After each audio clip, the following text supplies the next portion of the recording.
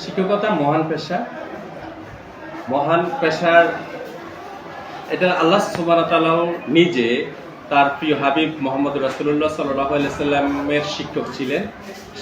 সেই মুহাম্মদ সাল্লাল্লাহু আলাইহি সাল্লামের ছাত্র ছিলেন সাহাবায়ে কেরাম, তাবেঈন, তাবেঈন। এইভাবে শিক্ষার ধারাবাহিকতায় জাহেলিয়াতের যুগের ব্যক্তিরাও রাসূল পাক সাল্লাল্লাহু আলাইহি সাল্লামের কাছে শিক্ষা ওনারা কান নুজুম নক্ষত্র তুল্য হয়েছে। সেই মহান পেশা শিক্ষকতা পেশা। শিক্ষকতা পেশা আমার পছন্দের এক পেশা ছিল। এই পেশায় আমি নিজেকে নিয়োজিত করেছি শুধু এই দেশমাতৃকার, এই দেশের প্রত্যন্ত অঞ্চলের শিক্ষার্থীরা যাতে মানুষের মতো মানুষ হতে পারে এবং বিশ্ব এই ধরিত্রীতে শিক্ষার্থীরা যাতে মানব সম্পদ হিসেবে নিজেকে প্রতিষ্ঠিত করতে পারে এবং আমাদের দেশের গৌরব, ঐতিহ্য এবং মর্যাদা বৃদ্ধি করতে পারে আমাদের শিক্ষার্থীরা এবং তারা যেন মানব সম্পদে রূপান্তরিত হয়, এই নিরিখে আমার একান্ত জাগ্রত চেতনা এই পেশাটাকে আমি বেছে নিয়েছি। আমি আমার পড়ালেখা বিএসসি কমপ্লিটের পরে খিলগাছা ফাজিল মাদ্রাসায় একজন বিএসসি টিচার হিসেবে আমি নিয়োগপ্রাপ্ত হয়েছিলাম। সেখানে আলেম এবং ফাজিল পর্যায়ে আমাকে ইংলিশের ঘন্টা নিতে হতো। সেখানে আলেম এবং ফাজিল ক্লাসে আমি ইংলিশ ক্লাস নিতাম। আমি ওখানে জয়েন দেওয়ার আগে খিলগাছা ফাজিল মাদ্রাসা 2 বছর পর আলেম ফাজিলের মিল গেছে। আমার শিক্ষকতা পেশা আলেম ফাজিলে যখন আমি শ্রেণী কার্যক্রম শুরু করি তখন থেকে এই পর্যন্ত খিলগাছা ফাজিল মাদ্রাসা শতভাগ রেজাল্ট করে। পরবর্তীতে আমি 2016 সালে জনকল্যাণ বহুমুখী উচ্চ বিদ্যালয় রায়পুরে সেখানে প্রধান শিক্ষক হিসেবে যোগদান করি। সেখানেও একটা ডি গ্রেডের একটা স্কুল ছিল। এখন জনকল্যাণ হাই স্কুল একটা প্রতিষ্ঠিত বিদ্যালয় হিসেবে রায়পুর এবং লক্ষ্মীপুর জেলা ঐতিহ্যের একটা প্রতিষ্ঠান হিসেবে স্বীকৃত। এরপরে 2021 সালে আমি এই বিদ্যালয়ে যোগদান করি। এই বিদ্যালয়ে যোগদানের পর থেকে এই পর্যন্ত ইনফ্রাস্ট্রাকচারাল ডেভেলপমেন্টে বিদ্যালয়ের নতুন ভবন, বাউন্ডারি ওয়াল, শহীদ মিনার, নিরাপত্তা প্রাচীর এবং শিক্ষার্থীদের জন্য অজুর ব্যবস্থা, নামাজের ঘর, সাথে শিক্ষার্থীদের জন্য উন্নত মানের ওয়াশরুম, বিশেষ করে ছাত্রীদের জন্য, ছাত্রদের জন্য এবং শিক্ষকদের জন্য শিক্ষক রুম এবং প্রধান শিক্ষকের রুম উন্নয়ন করার পরিকল্পনা আছে। এদিকে আমি বিদ্যালয়ের উন্নয়নের পাশাপাশি বিদ্যালয়ের শিক্ষার্থীদের নীতি নৈতিকতা যেন তাদের মানসিক বিকাশ ঘটে সেই হিসাবে আমি চেষ্টা করে যাচ্ছি। আমিও এই বিদ্যালয়ের ছাত্র ছিলাম। সেই 1996 সালে এই বিদ্যালয় থেকে আমি এসএসসি পাস করে বের হয়েছি। সেই সময়ও এই বিদ্যালয়ের শিক্ষার্থীদের ভিতরে অনেকগুলো ডিসিপ্লিন ছিল। আমিও চেষ্টা করে যাচ্ছি আমাদের বিদ্যালয়ের শিক্ষার্থীদের নীতি নৈতিকতা সমৃদ্ধ হয়ে ভালো মনের, ভালো মানসিকতার শিক্ষার্থী হিসেবে বের হবে, এই বিদ্যালয় থেকে ভালো মানুষ হবে। আমি এই প্রত্যয়ে আমি শিক্ষকতা নিয়োজিত আছি এবং ডেভেলপ করে যাচ্ছি। পর্যাপ্ত ছাত্রী আপনার রয়েছে।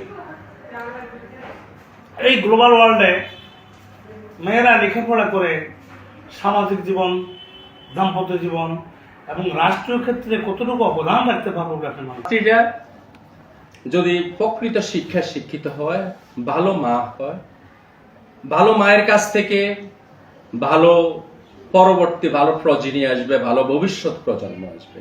আমাদের মারা যদি প্রকৃত অর্থে মা ফাতেমার মতো, আয়েশা রাদিয়াল্লাহু তাআলা আনহার মতো এভাবে প্রকৃত শিক্ষায় শিক্ষিত হয়ে যেমন দুনিয়াবী শিক্ষা এবং নৈতিক শিক্ষা এগুলার সমন্বয় ঘটে যদি তারা একটা সুন্দর পৃথিবীর সৃষ্টি করে দিতে পারে আমাদের ভবিষ্যৎ প্রজন্মের জন্য, তাহলে তারা তাদের শিক্ষাটা বাস্তবে কাজে লাগবে।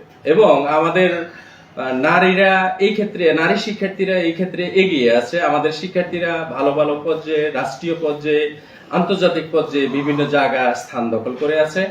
এবং ভবিষ্যতে সরকার বাহাদুর যেভাবে মেয়েদেরকে ফ্যাসিলিটিস দিয়ে যাচ্ছে, এখন আমি মনে করি নারীদের সাথে, নারী গার্লস স্টুডেন্টদের সাথে বয়েজ স্টুডেন্টকে সর্বোপরি সবাইকে একত্রিতভাবে যদি একমুখী সবার জন্য ফ্রি এডুকেশন, মাধ্যমিক পর্যায়ে যদি ফ্রি এডুকেশনের ব্যবস্থা করা হয়, তাহলে সবার জন্যই ভালো হবে আমি মনে করি।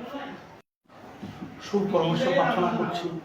সরকার বাহাদুর কি কি পদক্ষেপ গ্রহণ করলে আপনারা মাধ্যমিক শিক্ষাকে আরো এগিয়ে নিতে পারতেন, আরো ব্যবহার করতে পারতেন বলে মনে করছি? গোলের প্রথম টার্গেটটাই হচ্ছে ফ্রি অ্যান্ড ইকুইপ।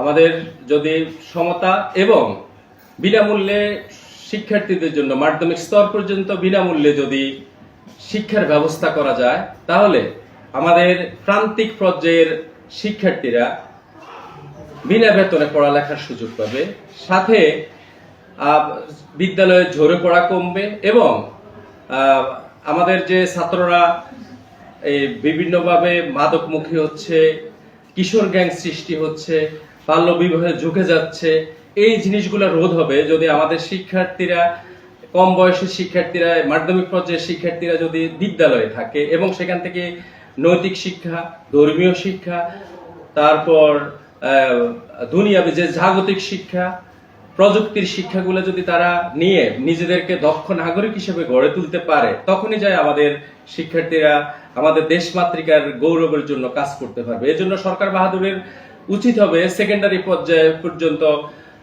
এসডিজি গোল নিশ্চিত করবে মানসম্পন্ন শিক্ষা নিশ্চয়নে মাধ্যমিক পর্যন্ত শিক্ষা যদি সরকারিকরণ করা হয় এবং ছাত্রছাত্রীদের জন্য পুরো ফ্রি করা হয়, তাহলে আমাদের এই প্রান্তিক পর্যায়ে রজপাড়া গায়ের শিক্ষার্থীরা প্রকৃত সুফল পাবে এবং দেশও এগিয়ে যাবে।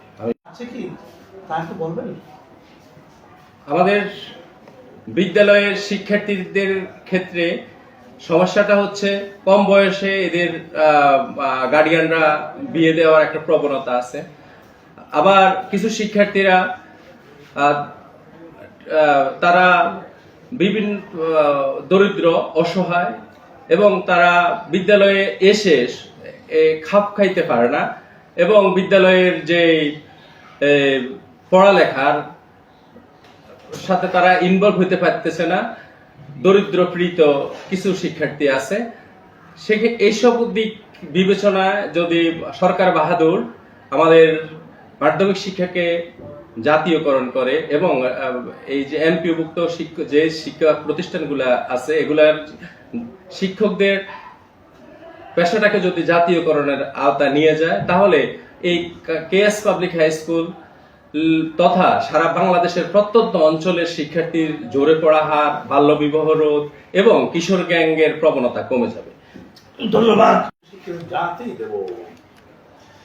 তিনি সারা বাংলাদেশের যে একটা এলার্জি রয়েছে বাল্য বিয়ে, তিনি বাল্য বিয়ের সমস্যার কথাটুকু বললেন।